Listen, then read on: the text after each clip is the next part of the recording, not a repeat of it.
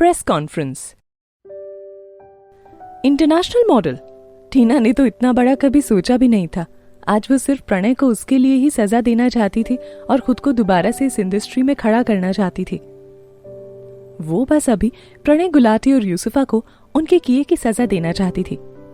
PG group की meeting के ठीक पहले तकरीबन 12 बजे प्रणय और टीना लंच के लिए रेस्टोरेंट पहुंचे। प्रणय गुलाटी, जिसने कि बहुत दिनों से टीना के साथ लंच भी नहीं किया था, वो आज अचानक ही टीना को लंच के लिए ले जा रहा था। उसने रेस्टोरेंट में एक टेबल भी बुक कराई थी और कैंडल लाइट लंच का इंतजाम किया था। लेकिन अब टीना को इन सब से कोई फर्क नहीं पड़ने वाला था। प्रणय ने खुद टीना के लिए चेयर आगे खींची और उसे बैठने का इशारा किया। मैंने तुम्हारे लिए तुम्हारी फेवरेट सिलोइन स्टीक ऑर्डर किया है। कुछ पल के लिए टीना सरप्राइज हो गई। ये तो हद हो गई थी। 5 सालों तक रिलेशनशिप में रहने के बाद भी प्रणय को अभी तक ये नहीं पता था कि उसे खाना क्या पसंद है। टीना कुछ रिस्पॉन्स करने ही वाली थी कि शेफ खाने की ट्रे लेकर उसके पीछे आकर खड़ा हो गया। वो टीना की तरफ मुड़ा और बोला, मिस टीना, आज हम आपके लिए आपकी पसंदीदा फिलेट स्टीक लेकर आए हैं। आपकी शादी के लिए फेडरिक रेस्टोरेंट की तरफ से कांग्रेचुलेशन। ये सुनकर प्रणय के चेहरे का रंग अचानक से ही उड़ गया, लेकिन उसके मुंह से एक भी शब्द नहीं निकले। उसने बस चुपचाप टीना की प्लेट हटाते हुए कहा, तुम फिलेट स्टीक कब से खाने लग गई? थैंक यू, बट अभी हमारी शादी नहीं हुई है, टीना ने प्रणय को इग्नोर करते हुए शेफ को बताया। आपकी याददाश्त काफी अच्छी है। मैंने बस एक बार आपको बताया था कि मुझे खाने में फिलेट स्टीक पसंद है और आपको अभी तक याद है। शेफ ने टीना को थैंक यू बोला और फिर वहां से चला गया। अगली बार मैं डेफिनेटली याद रखूंगा कि मेरी पत्नी को खाने में क्या पसंद है, प्रणय ने टीना को अपनी बातों से खुश करने की कोशिश करते हुए कहा। जल्दी करो, चलो खाते हैं।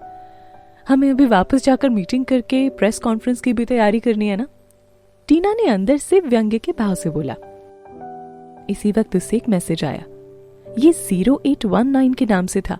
जब उसने इसे खोला तो पता चला कि ये मैसेज रणविजय ने किया है। 0819 कल की डेट थी, उन दोनों की शादी की डेट। स्टीक मेरी तरफ से उस शेफ का मतलब क्या था? अच्छा, वो तो स्टीक रणविजय ने भिजवाई थी।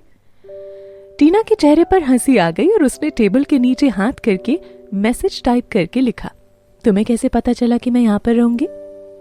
मैं जो कुछ भी ढूंढना चाहता हूँ वो खुद मुझे ढूंढ लेता है, रणविजय ने लिखकर भेजा। टीना इस वक्त अपने फोन में बिजी थी, लेकिन फिर भी वो चौकन्नी होकर रेस्टोरेंट में चारों तरफ देखे जा रही थी। हालांकि रणविजय वहां पर नहीं था, फिर भी जिस तरह वो टीना पर नजर रखे हुए था, टीना को लगा कि वो आसपास ही कहीं है। उसके पास किसी को भी फॉलो करने के बहुत से रास्ते थे। टीना, तुम क्या देख रही हो? प्रणय गुलाटी ने उसकी आंखों के आगे अपना हाथ हिलाते हुए पूछा। वो उससे सवाल पूछने के लफ्ज में बात कर रहा था। ओह, कुछ नहीं, टीना ने अपना सर हिलाते हुए कहा और जल्दी से बात बदल दी। प्रणय, हम कब वापस अपनी शादी रजिस्टर करने वाले हैं? ये सब सेटल हो जाने के बाद। तुम्हें तो पता ही है आने वाला टॉप 10 मॉडल अवार्ड यूसुफा के करियर के लिए कितना इंपॉर्टेंट है। टीना, वो बहुत लकी है क्योंकि उसके पास तुम हो, नहीं तो यूसुफा इस वक्त बर्बाद हो चुकी होती।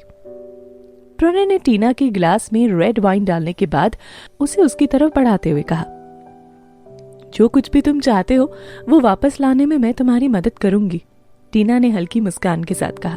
उसकी गालों पर पड़ने वाले डिंपल उसे और खूबसूरत बना रहे थे। लेकिन प्रणय गुलाटी ने इस वक्त इसे जरा सा भी नोटिस नहीं किया। उसका दिल कई सालों से सिर्फ यूसुफा के लिए जिस्मानी प्यार में ही डूबा था, इसलिए उसे टीना के द्वारा कही जाने वाली बातों के मतलब का भी कोई अंदाजा नहीं था। टीना, तुम्हें ये सब कुछ झेलना पड़ रहा है। टीना अच्छे से जानती थी कि आज का लंच उसे एक रिवॉर्ड के तौर पर दिया जा रहा था। वो यूसुफा और पीजी ग्रुप के लिए जो कुछ भी करने वाली थी, सिर्फ उसके रिवॉर्ड के तौर पर प्रणय उसे लंच पर लेकर आया था। हाँ, प्रेस कॉन्फ्रेंस के बाद अपने मैनेजर से कांटेक्ट करो, उसका तो मैं अलग से हिसाब करूंगा, प्रणय ने थोड़े गुस्से में कहा। ओके, टीना ने मुस्कुराते हुए जवाब दिया। हालांकि वो किसी भी कीमत पर रितिका को कुछ नहीं होने देगी। 2 बज चुके थे। पीजी के मेन हॉल में हर जगह से आए हुए रिपोर्टर्स इकट्ठे हो चुके थे। वो सभी ये जानने को बेहद उत्सुक थे कि टीना आज क्या कहने वाली थी। सभी के पास टीना के लिए सवाल था। वो अचानक से कहाँ चली गई थी, उसने पीजी के साथ क्या समझौता किया था और वो यूसुफा की जगह स्टेज पर क्यों आई।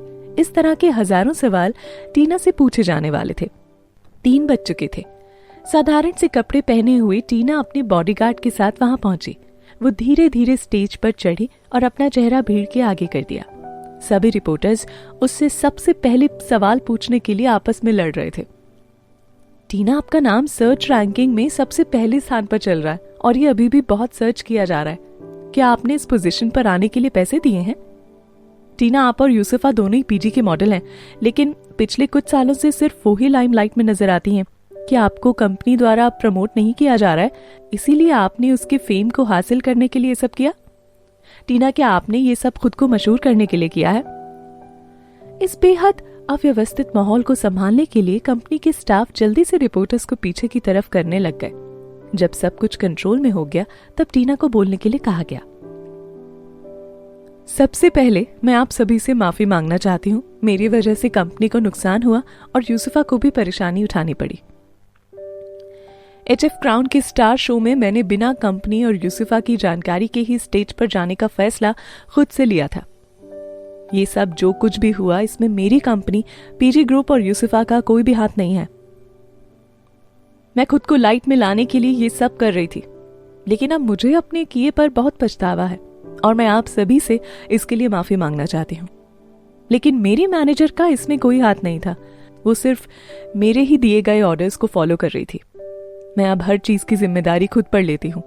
आप सभी के यहाँ आने के लिए धन्यवाद। Thank you. टीना के बोलने के बाद हॉल लोगों की आवाज से गूंजने लगा। रिपोर्टर्स को इतनी आसानी से भरोसा ही नहीं हो रहा था। इससे पहले उन्होंने किसी भी सेलिब्रिटी को इस तरह से विनम्रता पूर्वक अपनी गलती स्वीकार करते हुए नहीं देखा था। दूसरे लोग अक्सर ऐसी स्थितियों पर बातों को घुमाने की कोशिश करते हैं, लेकिन टीना ने बड़ी आसानी से पूरा ब्लेम खुद पर ले लिया। यहाँ तक कि ये भी कह डाला कि उसके मैनेजर और यूसुफा को भी कुछ न कहा जाए। टीना को लगा था कि इसके बाद सब कुछ खत्म हो जाएगा, लेकिन प्रणय गुलाटी ने पहले से ही कुछ और करने की तैयारी कर रखी थी। जब उसे लगा कि लोगों का ध्यान अब टीना के ऊपर आकर रुक गया है, तो उसने अपनी कंपनी के असिस्टेंट और डायरेक्टर से ये कहलवा दिया कि ये पहली बार नहीं था जबकि टीना ने ऐसा कुछ किया हो।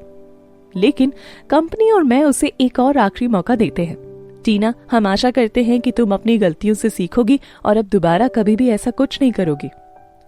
प्रणय ने ऐसा बयान इसलिए जारी किया ताकि रितिका द्वारा पीजी ग्रुप पर लगाए गए सभी आरोपों को खत्म किया जा सके। अब तो ऐसा लगने लगा कि पहले भी जब टीना यूसुफा की जगह पर स्टेज पर आई थी तो वो सिर्फ खुद को फेमस करने के लिए ही ऐसा करती थी। प्रणय से गिरा हुआ इंसान शायद इस दुनिया में कोई होगा। टीना मीडिया के आगे माफी मांगने के बाद चुपचाप वहां बैठी रही। प्रेस कॉन्फ्रेंस खत्म होने के बाद कंपनी के स्टाफ की मदद से उसे लोगों की भीड़ से बचाते हुए मेन हॉल में ले जाया गया। इस वक्त हर किसी के मन में टीना को लेकर नफरत भरी हुई थी।